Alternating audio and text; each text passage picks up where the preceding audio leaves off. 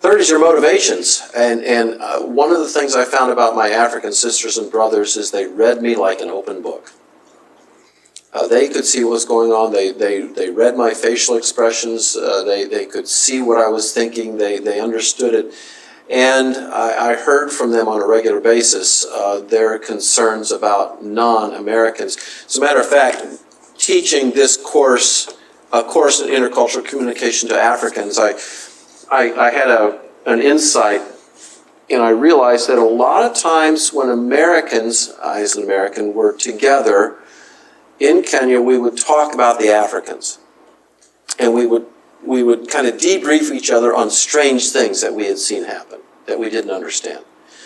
And sometimes judgmentally, sometimes just in a funny way.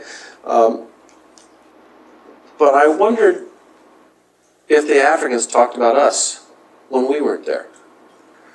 So I asked my students about this, but I asked them to write for me a paper, each student to write a paper. What do Africans say about the missionaries when the missionaries are not around?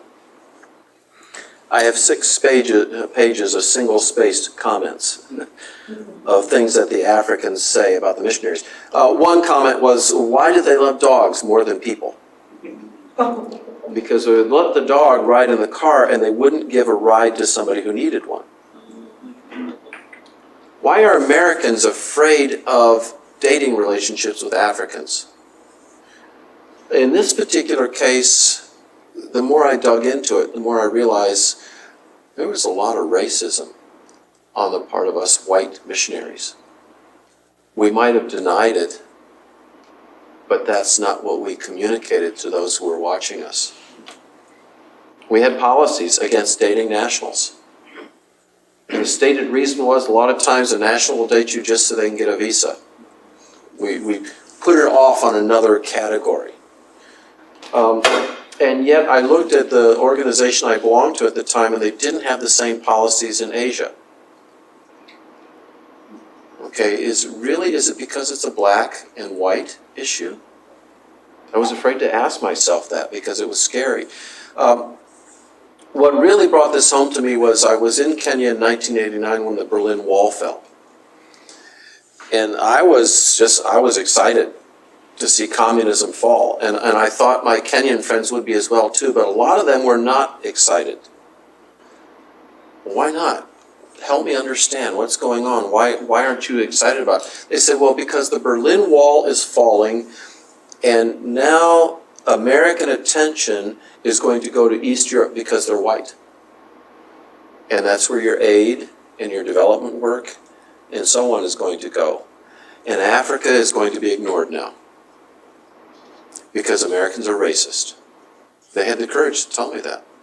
And as I thought about it, I realized, where did they get this opinion of Americans? From the Americans they knew. And from the economic policies as they understood them of our country. And from hearing stories about our country. So, at least in cultures that are high in context, they're used to looking at you and trying to interpret what you're really meaning by what you're saying. They understand body language quite well. They understand nonverbal communication better than those of us from low context. And sometimes I felt very exposed because they could read me and understand what I was thinking without me having to say anything. They understood my motivations. What are your motivations? Sometimes people become cross-cultural workers because there's a status involved with that. We don't see it as much today, but missionary in certain Christian circles used to have a very positive, these are the ultra, super spiritual people. Elder in a church, okay. Pastor, pretty good. Missionary, wow. If that's your feeling, attitude, and intention, there's going to be problems. Frankly, I'd rather have you not be missionary, if that's what's driving it for you. It can't mean that that's completely off the map. All of us have elements of that, wanting to be people who make a significance for God. I get that, I understand that. But if that's what's driving it, ask the Lord to change your motivations and to see what direction you can go. And then lastly, your actions, your behavioral skills. from learning how to properly shake hands. In Swaziland, the handshake was best characterized as a dead fish handshake. The stronger you squeeze, the more you were engaging in a power game. We had early meeting when I first arrived in country, and meeting with the king, and we were told, never let your head get above the king's head. And he was about 5'1". And so the way they handled that is they had all the expatriate teachers who were meeting with the king just sit down, and we then waited for him to come out. And when he finally came out, we made sure we did not stand up. Standing up in his presence wasn't a sign of respect, because your head's getting above him and you're showing yourself to be more powerful. They didn't warn us, unfortunately, of don't look him in the eyes. I don't know how many people were looking him in the eyes. We actually had a student in my high school who was caned by a Swazi teacher for looking him in the eyes. That was the stated reason, because he was showing disrespect for looking at him in the eyes. So these are frameworks. Now, Patrick Lai did a study of tent makers, tent-making Christians and their effectiveness. He surveyed 450 tent makers across a variety of countries, and he found these factors were important in success of these tent makers. So again, we're talking about success in adaptation. The social and personal life of these people. Those who reported most of their closest friends were nationals, and who entertained nationals 3 times a week or more, or who vacation with nationals, were more effective than those who did not. At their church planting, at their evangelism, at their discipleship work. Those who recognized by the locals as missionaries are more effective, while those who worked on a tourist or a social visit visas are slightly less effective. We're just more honest. Now, that can be challenging in some countries.